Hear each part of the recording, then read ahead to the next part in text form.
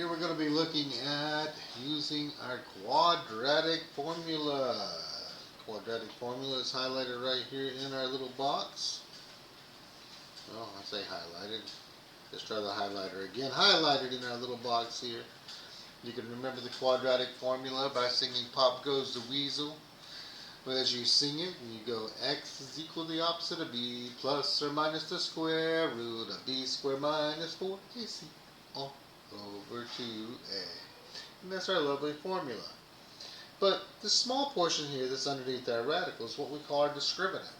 And the discriminant is what we can use to help determine how many solutions we have and what types of solutions they may be. If our discriminant is positive, then we have two real solutions. If our discriminant is 0, then we have one real solution, and then of course if it's negative, we have 0 real roots, we have imaginary solutions. So right here it's asking us, hey, find the discriminant and then determine the number of solutions. So we just have to plug it into the b squared minus 4ac, work that out, and then compare it to our little chart up above. So when we find our discriminant, the first thing we want to do is go and get my ABCs. My A, my B, and my C. So my A in this case is 1, my B in this case is a -1, and C is -20. Let's actually we can write the formula down, b squared minus 4ac. Then we go in and put empty spaces where my variables are. So that way I can go and plug the things in. So I need b in this spot, so I need -1. I need a in this spot, so I need a +1, and I need C, which is a -20. Now it's a matter of doing a little bit of arithmetic in order of operations. I go through. -1 squared is 1. -4 times 1 times -20 is a positive 80.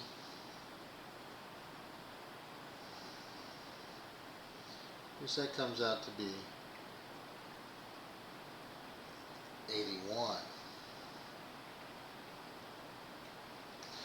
So therefore, this one fits our first scenario, which says that our discriminant is positive. Since it is positive, there are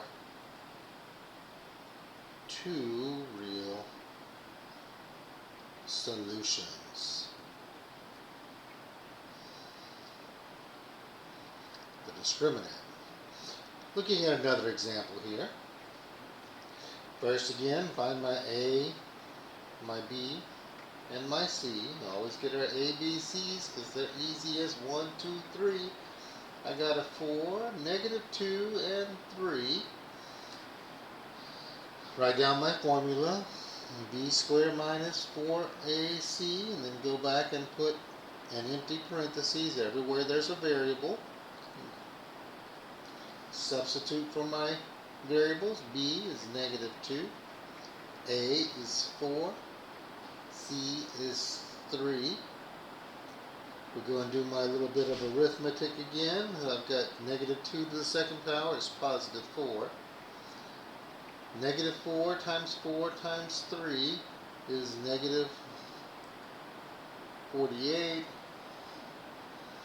-48 plus 4 is a -44. So my discriminant is negative. So we have 0 real solutions, 0 real solutions, or we could say there are two imaginary solutions.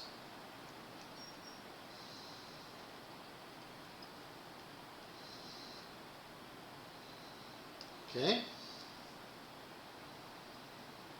Moving along again, looking at another example we have here.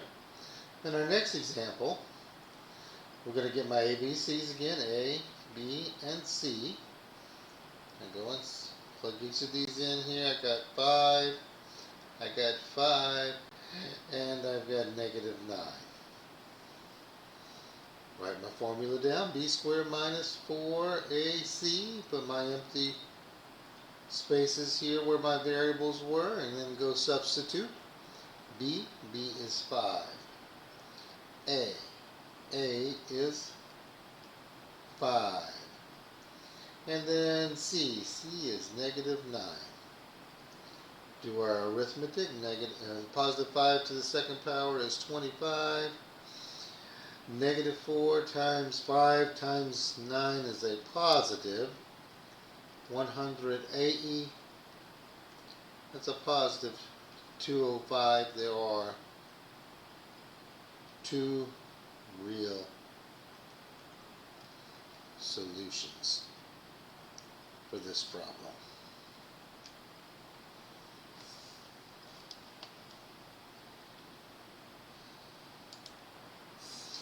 So moving along here, we have our next example says now solve. We're actually going to go through and find our final answer. Remember, we have to use our quadratic formula. Our quadratic formula says x is equal the opposite of b plus or minus the square root of b squared minus 4ac, and all of that's over 2a.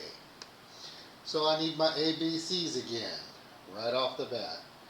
What are my ABCs for this one? Well, I have a positive 1, a negative 1, and a negative 20.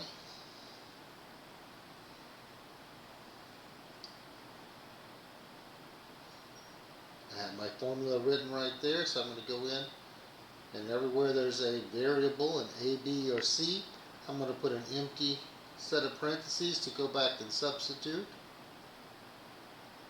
That way I'll be able to make sure I put everything in the correct place. First spot is B. B is negative 1. Next spot is B. Put a negative 1. The next blank is A. A is a positive 1. The next blank is C. C is negative 20. And then the bottom we have A, which is 1. Now it's a matter of cleaning things up and making it all nice and tidy and pretty. So I have negative 1, and the negative makes us a positive 1 plus or minus the square root of 1 plus 80 over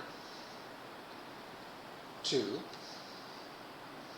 which just becomes 1 plus or minus the square root of 81 over 2.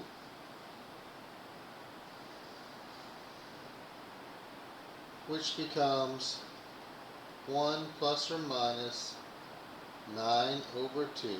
And at this point I'm going to separate them out as to x equals 1 plus 9 over 2, and x equals 1 minus 9 over 2. So I can get my two distinct solutions.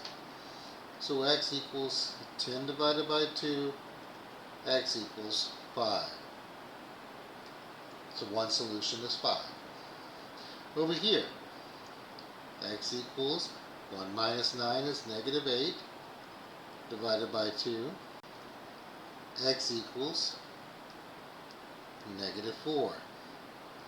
And there are my two solutions using the quadratic formula. Now, is the quadratic formula the most efficient way to solve this one? No. But does it work every time? Yes. Yes, it does. Looking at our next example right here, get my ABCs to start, A, B, and C. A is 4, B is negative 2, C is 3. I have my formula still written there at the top, so I'm going to go in and plug in an empty space everywhere there's a variable, my A, B's, or C's.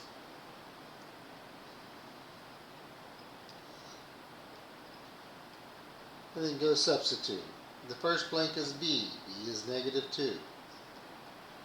The next blank B, so that's a negative 2.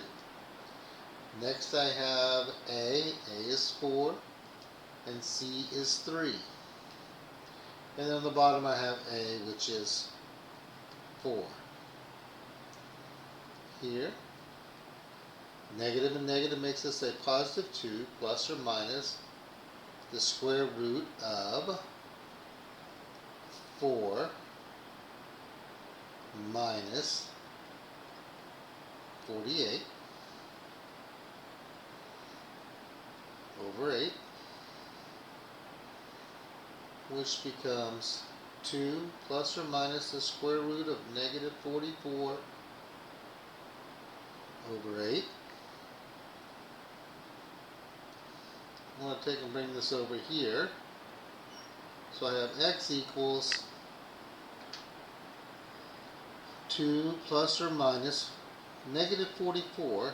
For negative 44, if I take the square root of negative 44, that becomes 2i square root of 11. We separate and simplify our radical. So this will become plus or minus 2i square root of 11 over 8. Here I can take a 2. As long as I can reduce something out of all 3 pieces of these, I need to reduce it. And to do that, I'm going to take a 2 out of each of them. Therefore, my final solution would be 1 plus or minus I square root of 11, or you can put square root of 11i over 4. And there's our 2 distinct imaginary solutions. In our last example right here, we're going to go through and do the same thing. I got my A, my B, and my C. My A is 5, B is 5, and C is negative 9. And I go, using my formula back at the top of the page, I'm going to take and put blanks everywhere there's a variable, so opposite of B, plus or minus the square root of B squared minus 4AC, all that over 2 times A. We'll plug in my numbers, so B is 5, so I'm going to put that here and here. A is 5, so it goes here and here. And then C is negative 9. Do my arithmetic to get this thing cleaned up a little bit, so I got negative 5 plus or minus square root of 25 plus 180 over 10, so negative 5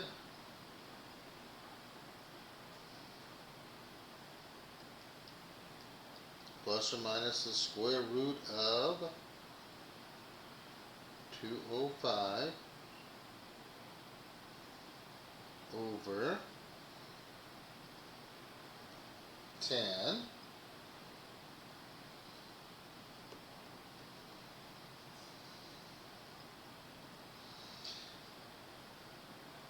At this point we need to see, can I simplify 205? Well, if I take and do my quick factorization, I know I can divide it by 5. 5 goes in there, leaving 41. 5 times 5, those are both prime numbers. Neither one of them are perfect squares. So at this point, my solution would be x equals negative 5 plus or minus, positive version and negative version, of the square root of 205 divided by 10. And if you need to have a decimal answer, a more exact answer, you would plug that into a calculator. Negative 5 plus the square root of 205 divided by 10, and then negative 5 minus the square root of 5 divided by 10, and do the approximation and rounding where it's told to be done. Hope this has been helpful and everything works out well for you. And if you could, make sure you like and subscribe and continue following us along. Have a great day.